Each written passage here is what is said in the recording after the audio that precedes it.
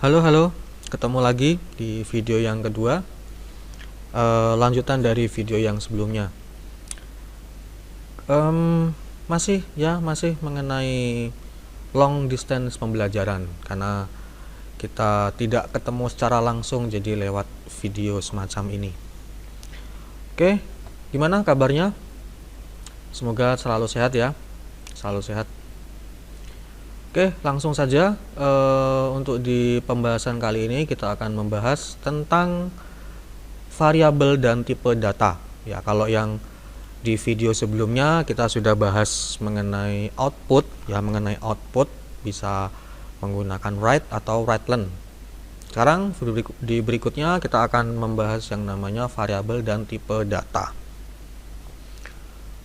Oke, ini saya hapus dulu. Masih sama ya, menggunakan tutorialspoint.com. Oke. Variabel. Saya yakin di pelajaran yang lain seperti matematika paling banyak sudah mengenal yang namanya variabel, ya, variabel. Di dalam pemrograman pun ada namanya variabel. Kita menggunakan variabel di sini itu pada saat kita ingin menyimpan sebuah nilai. Jadi pada saat kita ingin menyimpan sebuah nilai dan nilai itu ingin kita ubah sewaktu-waktu. Ya, jadi itulah saat dimana kita memerlukan yang namanya variabel.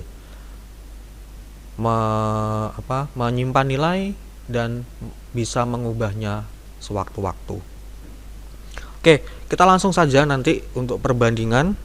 Di sini seperti biasa, begin, kemudian n, ya, n titik.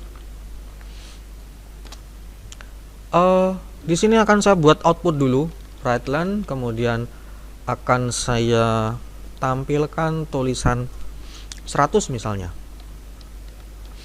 Oke, 100. Maka kalau ini saya jalankan, ya akan muncul ini tulisan 100.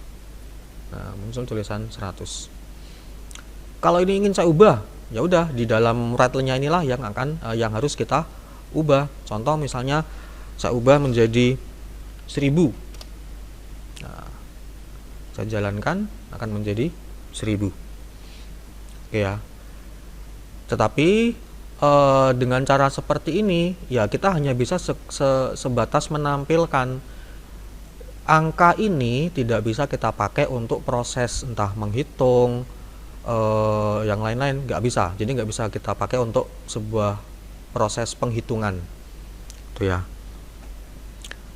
Maka di sini nanti ada kalanya kita memerlukan sebuah variabel. Jadi tidak hanya sekedar ditampilkan, tetapi kita tampung dulu ke dalam sebuah variabel, ya, sehingga nanti nilai ini bisa kita olah lebih lanjut. Oke ya, langsung saja. Saya akan menggunakan sebuah variabel, bebas variabel.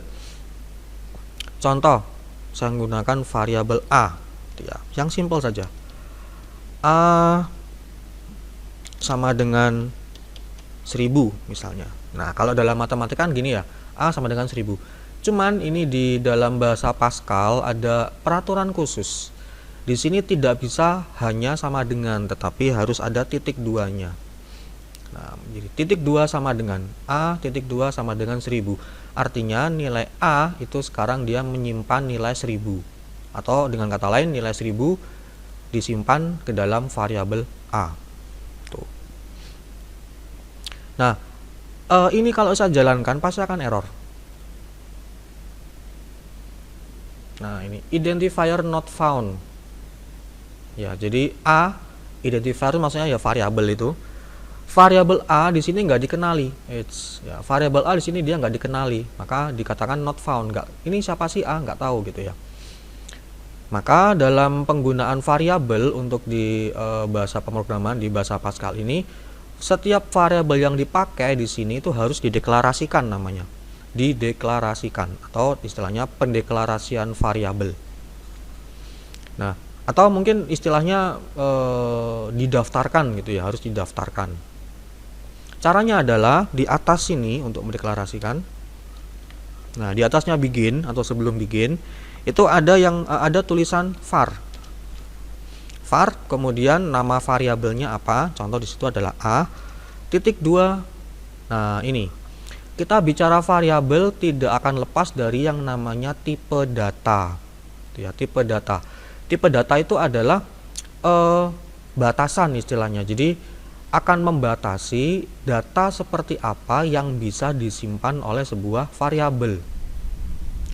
Data banyak macamnya, ada data bilangan, ada data teks ya atau huruf gitu ya, seperti itu.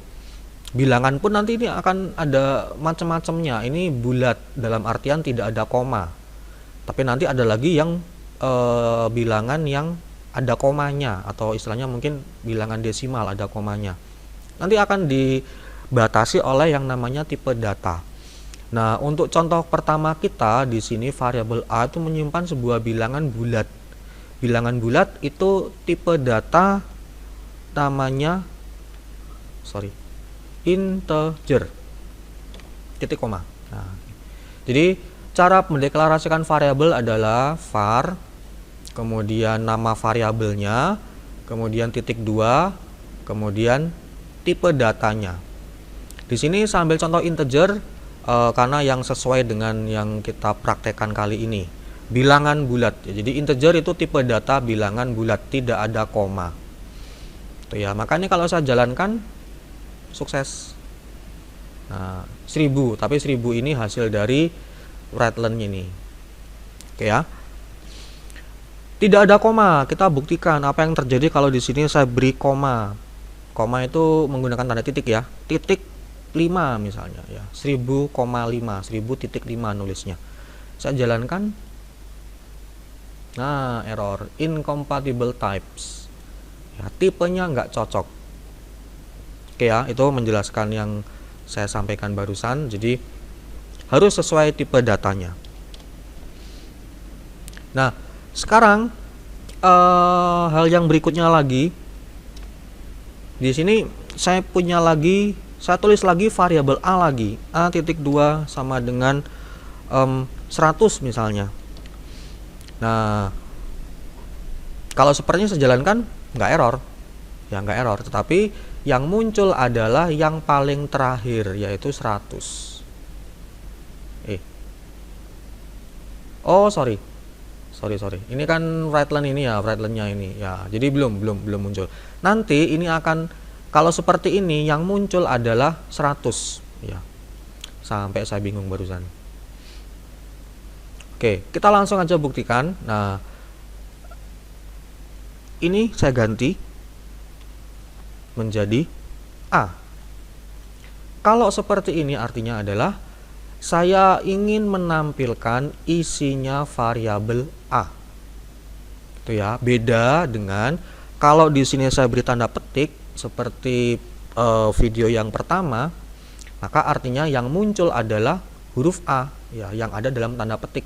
Nah, apa adanya yang dalam tanda petik. Tetapi pada saat Rattlen output ini tidak menggunakan tanda petik, maka artinya ini menjadi sebuah variabel ya, dianggap variabel, dan yang ditampilkan adalah isinya. Jadi di sini kita mau menampilkan isi dari variabel A. Nah, ini kita akan buktikan munculnya 1000 atau 100. Nah, 100 ya, benar ya. Jadi artinya ketimpa ya, atau replace. Jadi sebelumnya memang isinya 1000, tapi setelah itu diupdate, nilai A isinya 100 bukan lagi 1000. Tuh ya, maka yang muncul atau yang tersimpan itu adalah yang terakhir ini. Tuh. Nah, berikutnya kalau gitu ini saya ganti misalnya supaya nggak rebutan gitu ya, saya ganti B. Nah, kalau saya jalankan pasti error. Kenapa? Di sini ada variabel A, variabel B, tapi yang dideklarasikan hanya yang A. Maka nanti sudah bisa dipastikan pesan errornya kurang lebih identifier B itu not found. Nah, ini. Tuh ya, jadi karena belum dideklarasikan. Nah, maka di sini kita bisa gabungkan A, B. Ya, mau kasih spasi atau enggak terserah, ini hanya supaya rapi saja. Itu ya. Jadi kalau tipe datanya sama bisa pakai koma-koma semacam ini. Oke, saya jalankan, baru nanti dia akan muncul 1000 sesuai dengan di sini menampilkan isi variabel A. Nah, ini ya. Oke, nah sekarang lebih lanjut kita akan coba saya beritahu atau saya beri sedikit informasi mengenai beberapa tipe data yang lain. Ini bilangan bulat, ya kan, sudah integer. Nah, sekarang bilangan yang nggak bulat atau yang ada komanya. Nah, itu namanya adalah, ini saya hapus dulu karena sudah beda tipe. B.2. Nah, untuk yang desimal atau ada komanya, itu tipe datanya namanya adalah real. Itu ya, ada komanya. Nah, cuma nanti hati-hati pada saat menggunakan real, yang muncul itu sedikit berbeda, tapi nanti akan ada penjelasannya. Oke ya. Jadi ini dua variabel dulu, sama-sama bilangan, jadi ini tipe data bilangan, tapi yang satu bulat integer, yang satu pecahan atau real. Oke, maka ini saya jalankan. Nah, ini dia. Ini 1000 sudah benar ya, sama tadi A, dan sekarang yang B di program di sini saya ketik 100,5, tetapi munculnya adalah 1,005 bla bla bla bla bla E plus 002. Nah, sebenarnya nilainya masih sama, artinya ini ya, ini tetap menggambarkan nilai 100,5, tetap menggambarkan nilai 100,5, tetapi dia di sini berubah menjadi bentuk mungkin bisa diistilahkan bentuk eksponen atau perpangkatan. Ini artinya adalah kalau yang kalian kenal 1,005 dikali 10 pangkat 2. Itu ya, jadi 1,005 dikali 10 pangkat 2. Biasanya kan itu saya kan pasti pernah kalian lakukan ya. Jadi 100,5 silakan diubah dalam bentuk apa gitu namanya, saya lupa. Yang pokoknya di sini hanya boleh kisaran 1 sampai dengan 9, sekian gitu ya, kali 10 pangkat berapa. Nah, maka ini kan sama 100,5 kalau diubah jadi bentuk yang seperti itu, maka menjadi 1,005 dikali 10 pangkat 2. Nah, sama dengan ini. E di sini artinya atau mewakili 10 pangkat ya, 10 pangkat. Plus di sini ya pangkatnya positif. Pangkatnya positif. Jadi artinya 1,005 dikali 10 pangkat 2. Pangkat 2-nya nilainya positif. Itu ya. Ini yang terjadi kalau kita menggunakan tipe real. Loh, gimana kalau saya kepingin tetap munculnya seperti ini? Bisa. Tapi nanti ya, sabar. Oke, itu dulu mengenai tipe data integer dan real. Kemudian saya tambahkan lagi tipe data yang ketiga. Di sini misalnya saya tulis tahun 2019, 2020. Nah, kali ini dia berupa teks, ya kan, berupa teks. Cirinya apa? Nah, ini ada tanda petiknya, petik tunggal. Right len C. H. Nah, untuk data yang seperti ini itu menggunakan tipe namanya string. Jadi ya, kita jalankan dulu. Nah, ini ya. Artinya kalau tipe data string itu dia bisa menyimpan data baik huruf bisa, angka bisa, tanda baca bisa, atau campuran dari ketiganya. Contohnya ini. Jadi mau huruf saja bisa, mau angka saja bisa, tanda baca ini ada spasi ada garis miring itu bisa, atau campuran itu bisa. Itu ya. Nah, kalaupun nanti ini hanya berisi data angka, contoh hanya seperti ini.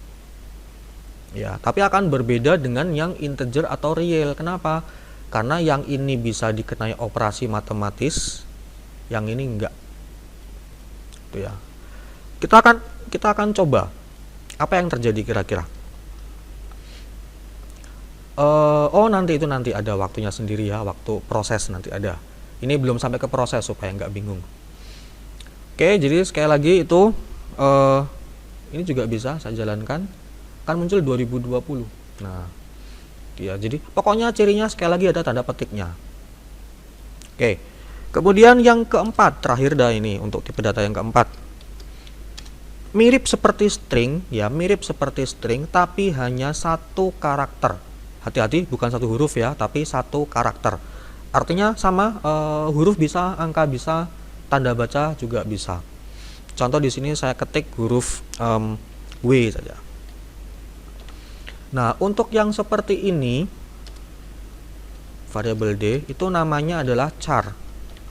Ya, karakter, dari kata karakter. Maka dari sini, kita jalankan dulu. Kita pastikan muncul. Loh, mana ya?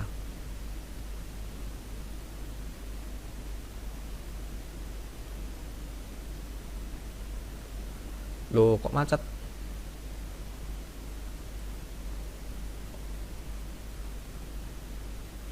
Astaga, malu saya. Belum ada perintah untuk menampilkan.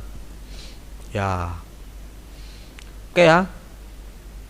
Maklumlah, guru juga manusia.